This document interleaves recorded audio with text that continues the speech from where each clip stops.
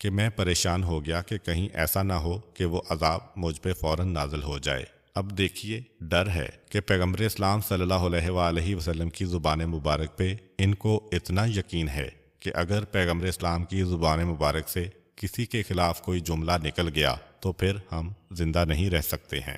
اسی طرح ایک اور واقعہ ہے کہ مکے میں پیغمبر اسلام کی رسالت کے اعلان کو 6 یا 7 سال گزر گئے اور قریش کی مخالفت بڑھتی چلی گئی روز بروز۔ تو آخر ایک مرتبہ پیغمبر اسلام نے ہاتھ اٹھا کے کہا کہ پروردگار، میری قوم میرے ساتھ وہی سلوک کر رہی ہے جو یوسف کے بھائیوں نے یوسف کے ساتھ کیا تھا۔ بس پیغمبر اسلام کا یہ دعا کرنا تھا کہ مکہ میں قحط پڑ گیا۔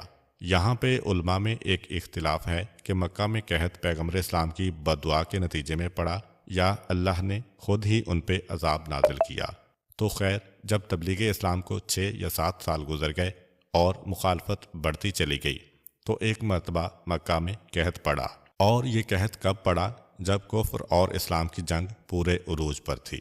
اس وقت مکہ کی یہ حالت ہو گئی کہ لوگ زمین کھود کر مردوں کو نکال کے ان کا گوشت کھانے لگے، مردار جانور کو کھانے لگے، اور ایک وقت آیا کہ وہ بھی ختم ہو گیا۔ مکے والے انتہائی پریشان، اور دور کون سا ہے کہ دشمنی انتہائی عروج پر ہے۔ کئی مسلمان شہید کیے جا چکے ہیں، 100 کے قریب مسلمان ہجرت کر کے جا چکے ہیں۔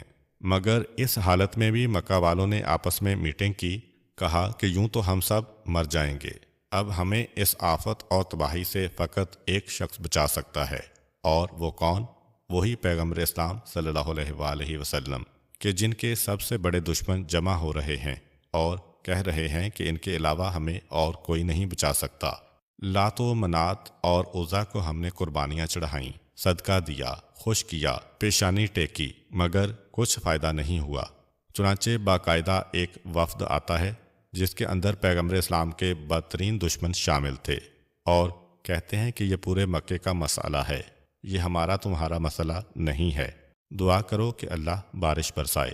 پیغمبر اسلام صلی اللہ علیہ وآلہ وسلم نے ہاتھ اٹھائے اور دعا کی۔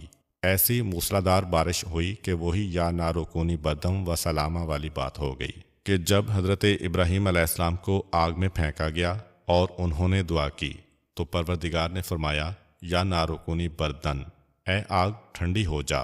تو آگ اتنی ٹھنڈی ہوئی کہ ٹھنڈک کی وجہ سے جناب ابراہیم کی جان جانے کا خطرہ ہو گیا۔ پھر آواز آئی، وسلامً علی ابراہیم، ٹھنڈی تو ہو مگر اتنی ٹھنڈی بھی نہ ہو، بلکہ ابراہیم علیہ السلام کے لیے سلامتی بن جا۔ بالکل وہی واقعہ پیش آیا کہ پیغمبر اسلام نے دعا کی، بارش برسی